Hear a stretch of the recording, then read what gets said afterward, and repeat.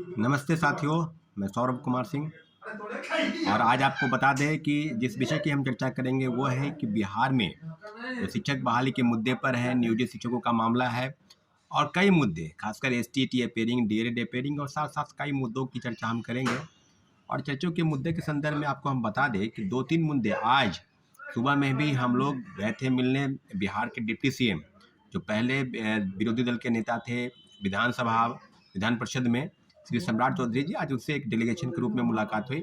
हमारे साथ शिक्षाविद गुरु रहमान और कई नियोजित शिक्षकों की मांग को लेकर शिक्षक अभ्यर्थी और जो एसटीटी अपियरिंग के छात्र हैं जिनकी परीक्षाएं मार्च में संभावित होगी, खत्म होगा, तो उनकी मांग है कि तीसरे फेज की बहाली में जो शिक्षकों की बहाली चल रही है उनको कहीं ना कहीं मौका मिलने की बात चल रही थी। और सारी चीज़ों पर जो डेलीगेशन के रूप में जो समस्या थी, उस समस्या के समाधान के लिए आप सबको पता है कि नियोजित शिक्षकों की समस्या, खासकर 3,50,000 से ज़्यादा नियोजित शिक्षक इस प्रदेश में पढ़ा रहे हैं, उनको नौकरी की संभावना है, वो लगातार नौकरी कर रहे हैं, कोई 18 वर्ष से, कोई 20 वर्ष से। और एक चिट्ठी निकला है, इस चिट्ठी के माध्यम से ये तय हुआ है कि आप जिस सेवा में हैं उस सेवा में आपको रहना है। अगर आपको बढ़ना है, राजकर्मी का दर्जा लेना है, तो शर्त ही यही है कि आपको 3 बार परीक्षाएं देनी है। परीक्षा अगर आप फेयर पास नहीं करते हैं तो आपको सक्षमता परीक्षा जिसका नाम है, और 5 सदस्यीय कमेटी की रिपोर्ट के आधार पर यह सौंपा गया है कि सक्षमता परीक्षा के आधार पर आपको राजकर्मी का दर्जा मिलेगा। अगर आप फेल कर जाते हैं तो जिस सेवा में हैं उस सेवा से आपको वंचित किया जाएगा, कहने का मतलब नौकरी से हटाया जाएगा।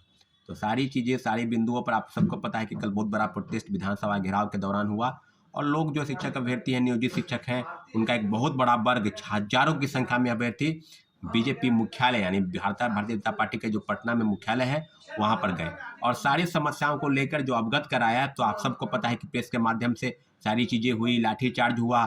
तो मुझे लगता है कि छात्रों अभ्यर्थियों के सवाल पर जो सवाल है, जो बिंदु है, वो कहीं ना कहीं रौंदता जा रहा है। और जो डिप्टी सीएम है सम्राट चौधरी, उन्होंने मुलाकात की है और आज भी हम लोग मिले हैं।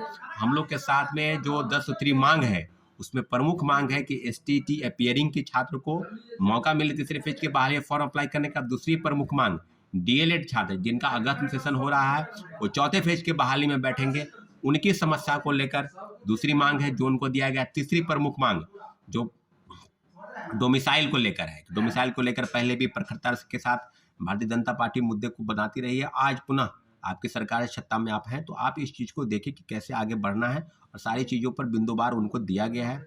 चौथी मांग सप्लीमेंट्री रिजल्ट को लेकर है।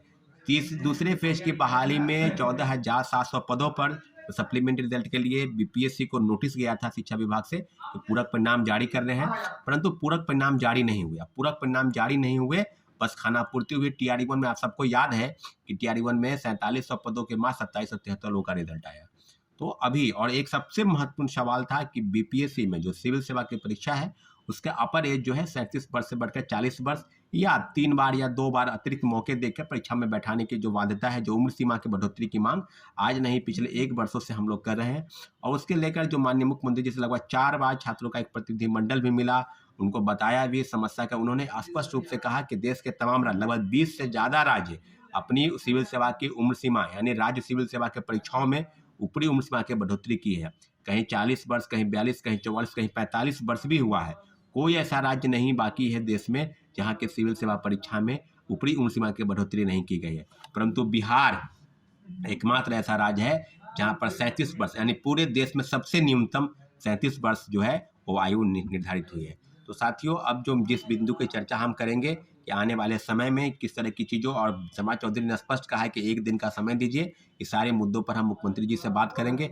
खासकर टीआरई-2 में, टीआरई-3 में जो एसटीटी मुद्दे को लेकर, एसटीटी अपियरिंग, डीएलएड अपियरिंग के मुद्दे को लेकर और उम्र संबंधित मांग यानी 37 वर्ष से बढ़कर 40 वर्ष करने का शिक्षक बहाली में और सिविल सेवा दोनों में, और अटेम्प्ट को लेकर जो 3 बार परीक्षा में बैठने की जो बाध्यता है उसको समाप्त करके कम से कम 5 बार बैठने की बाध्यता को पूरा किया जाए। इन सारे मुद्दों पर हम लोगों ने डिप्टी सीएम से मुलाकात की है और साथ साथ सारे बिंदुओं पर चर्चावार हुई है और उम्मीद करते हैं कि उन्होंने जिस तरह से सकारात्मक जवाब भी दिया है कि इस मामले में माननीय मुख्यमंत्री श्री नीतीश कुमार जी से एक मुलाकात तो करेंगे वो और सारे मामलों पर सुलझाने का प्रयास करेंगे। इसलिए जितने भी शिक्षक अभ्यर्थी हैं, नियोजित शिक्षक हों या तीसरे फेज के बहाली में बैठने अपियरिंग की मांग को लेकर हुए शिक्षक अभ्यर्थी, सारे मुद्दों पर मुझे लगता है कि समाधान होगा। अगर समाधान नहीं होता है तो लोकतांत्रिक तरीके से जो लड़ाई है उसको लड़ने की ज़रूरत है। हम लोग जल्द से जल्द आगे की बातचीत करेंगे। ठीक है साथियों, धन्यवाद। जय हिंद।